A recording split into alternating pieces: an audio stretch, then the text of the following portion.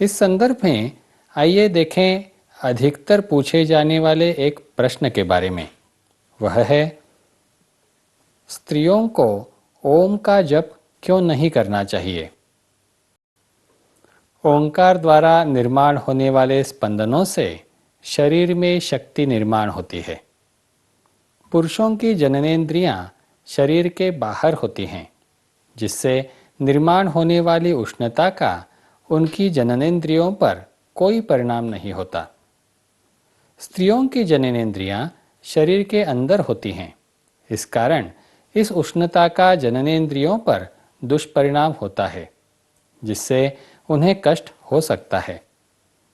उनका मासिक स्राव अधिक होना, मासिक स्राव बंद हो जाना, स्राव के समय वेदना होना, इस प्रकार के विविध कष्ट 2% स्त्रियों को हो सकते हैं। इसलिए सर्वसाधारण स्त्रियां नाम जप करते समय बिना गुरु की आज्ञा से ओंकार न लगाएं। इसलिए ओम नमः शिवाय की अपेक्षा केवल नमः शिवाय बोलें।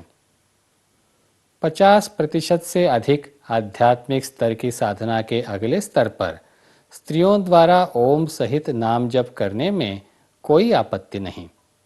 वैसे ही रजो निवृत्ति के बाद भी ओम सहित नाम जप करने में कोई आपत्ति नहीं। ओम नमः शिवाय नाम जप का महत्व एक अन्य प्रकार से समझने हेतु आइए देखें सनातन निर्मित ओम नमः शिवाय नाम जप की पट्टी का सूक्ष्म चित्र, अर्थात नाम पट्टी संबंधी पंच ज्ञानेंद्रिय, मन व बुद्धि के परे की अनुभूति का चित्रमय स्वरूप। नाम जप की पट्टी में चैतन्य कार्यरत रहता है और वातावरण में उस चैतन्य का प्रक्षेपण होता है। साथ ही नाम जप की पट्टी में शक्ति का वलय कार्यरत होता है व उससे शक्ति का प्रक्षेपण होता है। नाम जप की पट्टी में तारक शक्ति का वलय निर्माण होता है व सूक्ष्म नाद भी सुनाई देता है। नाम जप की पट्टी से वातावरण में शिव तत्व के कणों का भी प्रक्षेपण होता है। इसी प्रकार जिस देवता के नाम जप की पट्टी है, उस देवता का तत्व उसमें कार्यरत होता है और उसका वातावरण में प्रक्षेपण होता है। महाशिवरात्रि के दिन नमः शिवाय मंत्र का जप जितना हो सके अवश्य करें। इस दिन शिव तत्व 1 सहस्त्र गुना अधिक कार्यरत रहता है। जप करने वाले को उसका लाभ होता है। भगवान शिव के निवास के 2 स्थान हैं। एक है कैलाश। कैलाश ऐसा स्थान है जहाँ बर्फ का आकार केलों के गुच्छों के समान है। तप करने से उष्णता बढ़ती है, जिसे कम करने हेतु शिव कैलाश पर्वत पर वास करते हैं। भगवान शिव के निवास का दूसरा स्थान है श्मशान, जहाँ जीवों का अहंकार भस्मसात होता है, अर्थात अहंकार लय होता है। ऐसी अवस्था की प्रतीक है श्मशान भूमि। आइए अब बढ़ते हैं अगले विषय की ओर और समझ लेते हैं शिव के संबंध में मूर्ति विज्ञान। देवता के मानवीय रूप की कुछ विशेषताएं होती हैं। ये प्रतीकात्मक हैं। शिवजी के मानवीय रूप से जुड़े डमरू के संबंध में हमने पिछले सत्संग में जानकारी दी है। इस सत्संग में हम जानकारी लेते हैं त्रिशूल के विषय में। शिवजी के मानवीय रूप में उनके साथ त्रिशूल होता है। इस त्रिशूल का प्रतीकात्मक अर्थ समझने के लिए आइए देखें एक छोटी चित्रफीत। 3 नोक और एक डंडे से त्रिशूल की रचना होती है। त्रिशूल की तीनों नोक की शक्ति डंडे में होती है। त्रिशूल सत्व, रज व तम इन 3 गुणों का प्रतीक है। वह उत्पत्ति, स्थिति व लय का मूल भी है। त्रिशूल की 3 नोक अर्थात 3 शक्तियां, इच्छा, क्रिया और ज्ञान। शिवजी का पूजन सामान्यतः पिंडी रूप में किया जाता है। आइए जान लें शिव पिंडी के विषय में। आइए देखें महाराष्ट्र के सिंधुदुर्ग जिले में कुणकेश्वर गांव में स्थित श्री कुणकेश्वर महादेव की पिंडी का सूक्ष्म चित्र।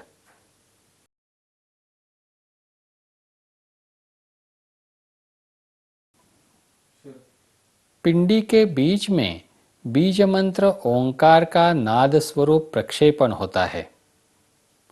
यहाँ पर अनाहत नाद सुनाई देता है। उसके चारों ओर शांति का वलय कार्यरत रहता है। इस शांति के वलय से शांति का प्रवाह निकलता है जो अर्घा द्वारा शांति की तरंगों का वातावरण में प्रक्षेपण करता है। इस जल प्रणालिका से शक्ति प्रवाह व चैतन्य के कण प्रक्षेपित होते हैं। शिवपिंडी से पूरे शिवालय में चैतन्य के वलयों का प्रक्षेपण होता रहता है।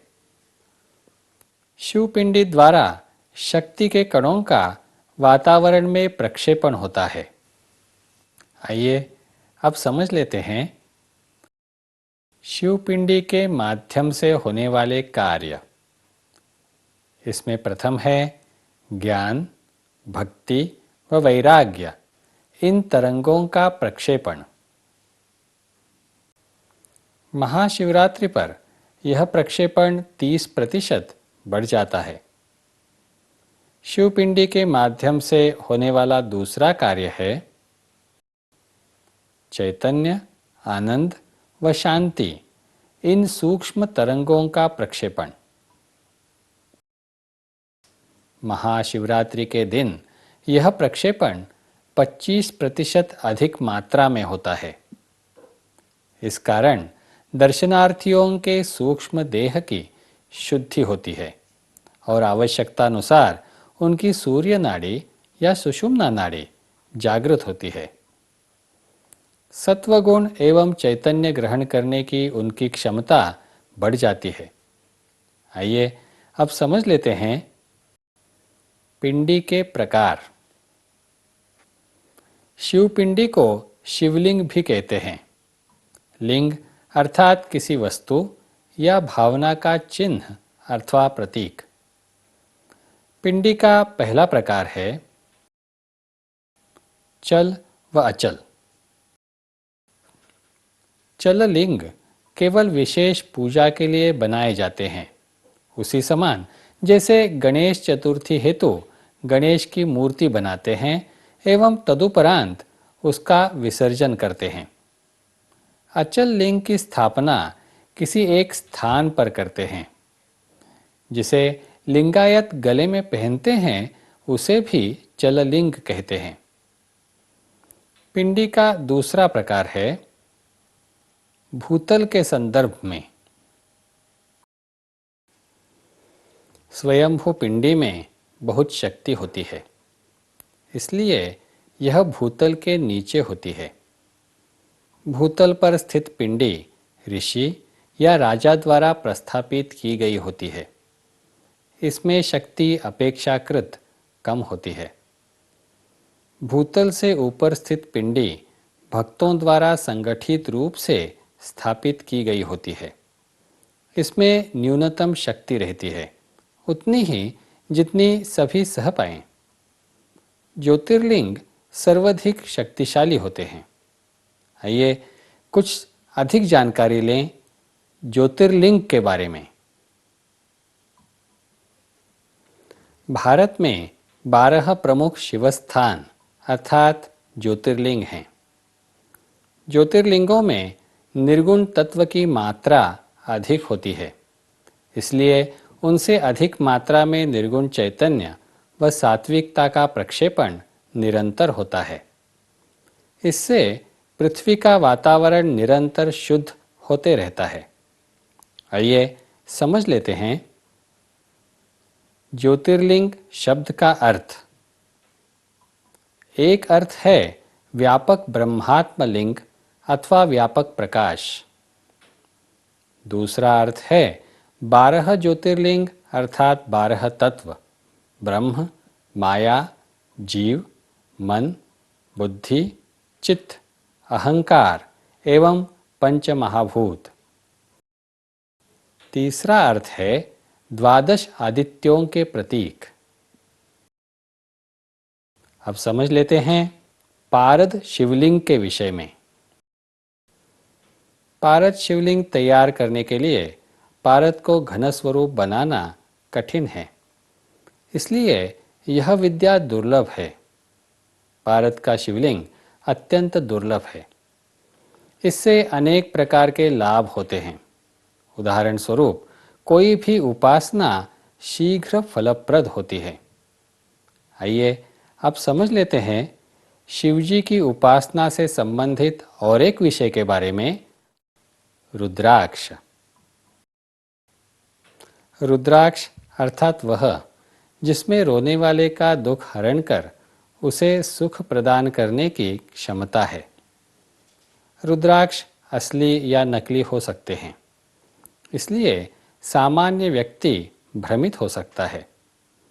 यहाँ ध्यान रखने योग्य मुद्दा यह है कि संतों द्वारा दिया गया रुद्राक्ष असली हो या नकली, संतों के चैतन्य से नकली रुद्राक्ष भी असली बनता है। स्पष्ट है कि रुद्राक्ष की कल्याणकारी क्षमता उसके आध्यात्मिक गुणधर्मों पर निर्भर करती है। आइए देखें रुद्राक्ष के आध्यात्मिक गुणधर्म स्पष्ट कराने वाला यह सूक्ष्म चित्र।